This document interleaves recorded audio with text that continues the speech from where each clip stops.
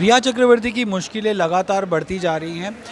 Not just because उनकी bail application reject हुई है, लेकिन जिन ग्राउंड्स पर रिजेक्ट हुई वो भी बहुत क्रूशल है। एनसीबी ने अब उनका जो इंटरोगेशन था वो तो बहुत लंबा चला ही, वो तो आपको पता ही है, 8-8 घंटे तक, ऑलमोस्ट 3-4 दिन तक चला। उसके बाद एनसीबी ने इनिशियली बेल के लिए इतना ज़्यादा अपोज़ नहीं किया था, लेकिन आज जो उन्होंने अपोज़ किया उसमें उन्होंने कुछ ऐसी बातें कही जो जाननी बहुत ज़रूरी है। सबसे पहले एनसीबी ने कहा कि रिया चक्रवर्ती ने जो क्वांटिटी ली है वो इम्पॉर्टेंट नहीं है, लेकिन फिर भी 1,85,000 तक का ये मामला बन रहा है ड्रग का, और जो इलिसिट ट्रैफिकिंग का जो उन पे मामला लगाया गया है, सीरियस चार्जेस है। और इसके साथ ही उन्होंने ये भी कहा कि अगर इनको छोड़ दिया जाता है, इस पॉइंट पर आकर बेल दी जाती है, तो she can go out and she can influence the witnesses, she can even tamper with the evidences। और इसके साथ ही they have said that because she has the money power and she has a certain influence in the society, she can do that।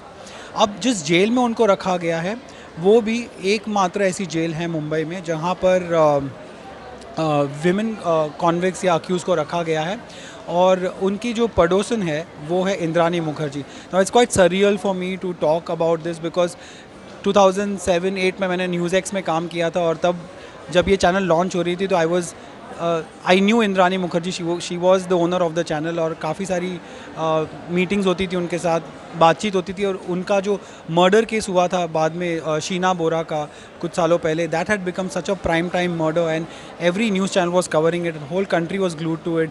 Riya Chakraborty's case is no different, काफ़ी सारी उस तरीके की similarities भी हैं क्योंकि फैमिलीज़ इन्वॉल्व हैं।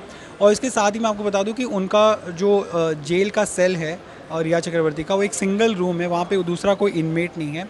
और इसकी एक और रीज़न है बिकॉज रिया चक्रवर्ती, एक तो कोरोना का जो टाइम चल रहा है, इस जेल में बहुत ज़्यादा केसेस नहीं हैं हालांकि, पर they are actually the jail authorities are worried about Rhea Chakraborty security, because जिस तरीके का इसको सोशल मीडिया और मीडिया कवरेज मिला है सुशांत सिंह को लेकर, और जितनी हेट्रेड रिया को मिल रही है, not just on social media but across even in real life जहाँ पर वो जाती है, तो उसकी वजह से द जेल अथॉरिटीज़ फील कि even in the jail she will have the same threat, और बाकी जो इनमेट्स हैं वो उनको नुकसान पहुँचा सकते हैं।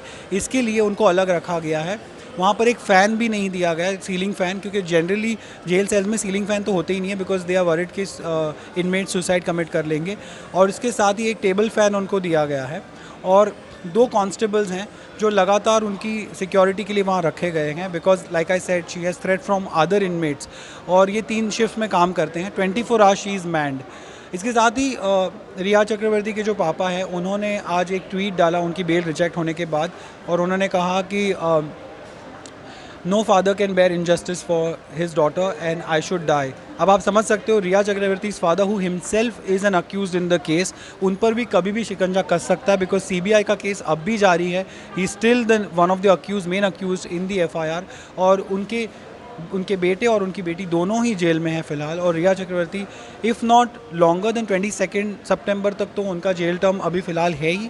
उनकी टीम ट्राई कर रही है कि उनको हाई कोर्ट में जाकर उनको बेल दिला दी जाए, लेकिन the road ahead looks quite difficult for Rhea Chakraborty because there are multiple charges on her and these charges of NDPS are serious, and bail मिलना इसमें काफ़ी मुश्किल है।